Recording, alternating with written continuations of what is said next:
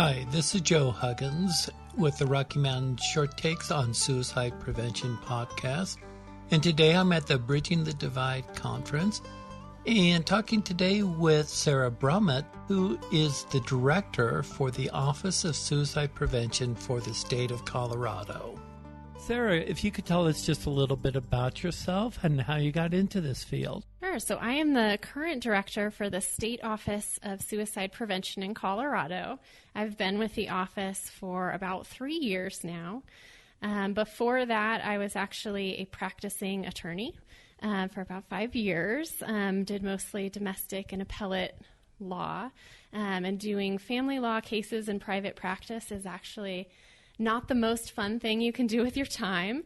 So there was a job posting for the Suicide Prevention Commission coordinator, and I hopped on it, and they hired me for some reason, which was great. And it's been a big change, but I really enjoy the work that we do, and I get to work with so many great people, and people are nice to me when I come to meetings. Sometimes I get hugs, and I can assure you that that never happened when I walked into the courtroom before.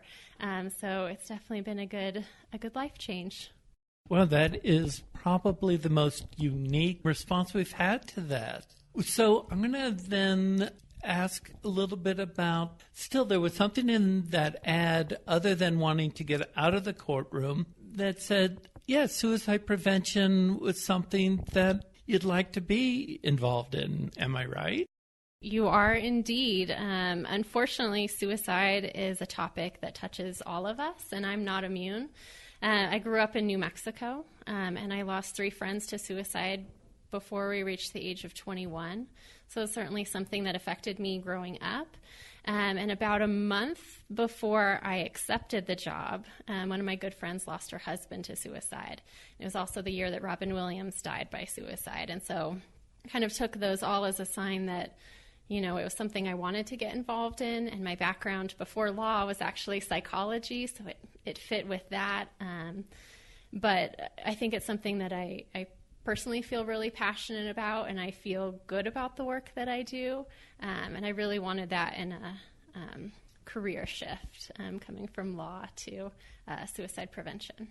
Feeling passionate and feeling like you're making a difference is really so important in our field. One of the things that we really wanted to talk with you about today is Zero Suicide and the Zero Suicide Initiative here in Colorado. Can you tell us a little bit about Zero Suicide in Colorado and what's going on here? I would love to.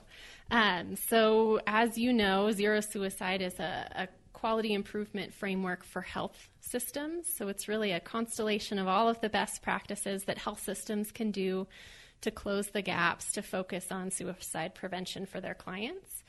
And what I really like about it is that it's not all on individual practitioners or providers. We're talking about our systems and how our systems and our institutions and facilities as a whole can do better. So here in Colorado, we have some helpful legislation that was passed in 2016, encouraging all of our health systems, our community mental health centers, our behavioral health organizations, our substance abuse treatment centers, schools, universities, faith communities, all of these systems to take a look at the model and see what they can do to adopt it. So once that legislation was passed, the very next month, we had our first Zero Suicide Academy here in Colorado. I'm happy to say we had 19 teams from across the state. We started really pushing for a focus for our community mental health centers, since that was kind of an army of the willing who saw this as fitting in with their role and their mission. And we also have expanded it to hospital systems, health systems in general, integrated primary care practices. And that was our first academy. We had our second academy in April of 2017, so just last month. And I'm happy to say that as of the end of April, Colorado joins one of only 2 or 3 states to have trained all of our community mental health centers in the Zero Suicide framework, which I think is the easy part. The heavy lifting all comes after they've been to the academy and they're engaged in revamping their whole system and how it delivers care. We are supporting the agencies that have attended that first academy with a continuing learning collaborative. So we get on the phone, we hash out successes and barriers and challenges where they can share ideas with one another despite being completely across the state from each other, which has really been great. And then we'll continue that for our second academy as well. We also have a few grants in the works, grant applications, I should say, that we're really hoping to get some additional funding support to move the work forward and support those implementation sites with some really saturated zero suicide efforts. Wow, one of the things I really liked that you said was right there at the very beginning, that this is a system-wide approach, that this isn't focusing on individuals. And I think even put that in another perspective is, has the state of Colorado, it's not like you have therapists, really, right? So you really are taking it as this systems approach, helping other systems move along in this initiative. That must really be great. So the state legislators started this in 2016. What do you think was going on in their minds? Why would they want to adopt something like this? One of the great things about Colorado is that historically we have had good bipartisan support for suicide prevention, starting with Governor Romer and his first commission in the late 90s, the creation of the Office of Suicide Prevention in statute in the year 2000. And we've enjoyed continuing state funding for our suicide prevention efforts in the state. In 2014, the state legislature created the Suicide Prevention Commission of Colorado, and they're tasked with making data-driven, evidence-based recommendations. And one of their recommendations in their very first year was that health systems should adopt the zero suicide framework. Senator Linda Newell was appointed as a delegate on the Suicide Prevention Commission. And so I think she saw it as an opportunity to say, hey, legislature, we can do this. And so she, through very passionate efforts, moved the bill forward. And I say that not lightly. It took a heavy, heavy lift for her to bring people around to the idea that zero suicide is possible. And that's what we should be aiming for. And so it started with the commission and her hard work, kind of bringing on board the House and the Senate and educating them about what this health systems effort was about. And at the same time, kind of in parallel, she was also able to get the Joint Budget Committee to allocate additional funding to the State Office of Suicide Prevention, which was fantastic. So we're able to use that money to help move the effort forward. Your office becomes this catalyst to bring zero suicide to other systems. And you've done now 2 academies. So if I'm a system somewhere out in another part of Colorado, where would I start? What would I do? Our office is always available, and we love to hear from people that are looking at what they could do in their systems.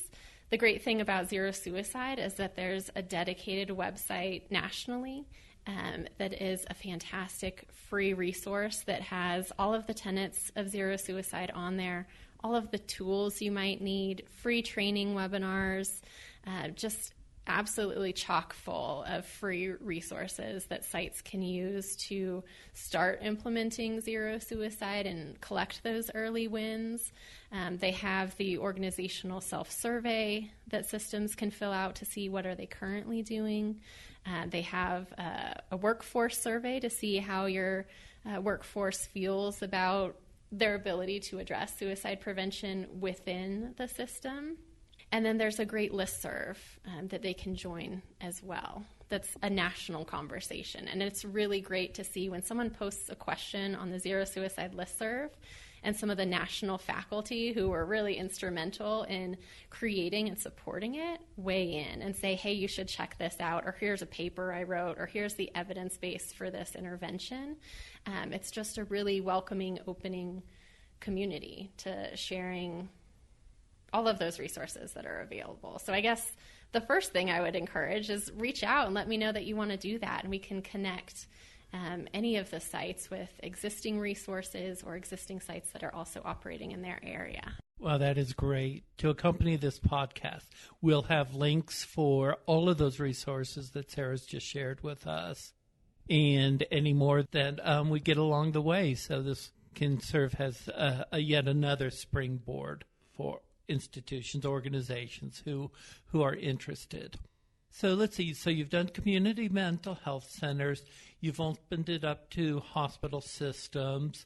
Any other groups that you'd like to see come on board that maybe they're thinking, well, that's not for me? Is there somebody else out there that would benefit?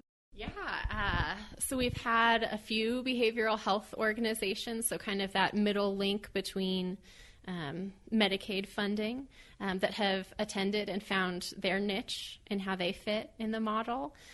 We've had the same on the substance abuse provider side, so some of the managed service organizations have come, and I'd love to see all of those types of entities trained across the state and supported with the framework. Really, I don't think that we would necessarily turn anyone away.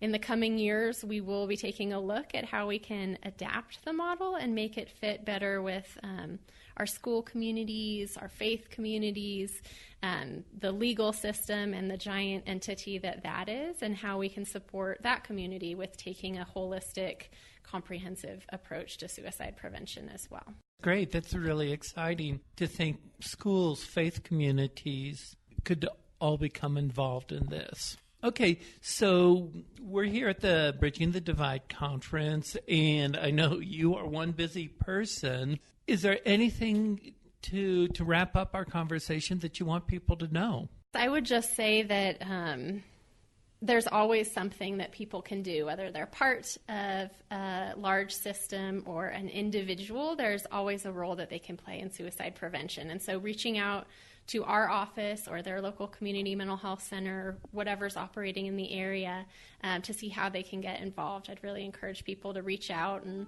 start the conversation. Well, that wraps it up for this week's Short Takes podcast. Thanks for joining us, and we look forward to having you visit us again. In the meantime, think about giving us a review on Apple's iTunes, and we'll see you next time for more on Short Takes on Suicide Prevention.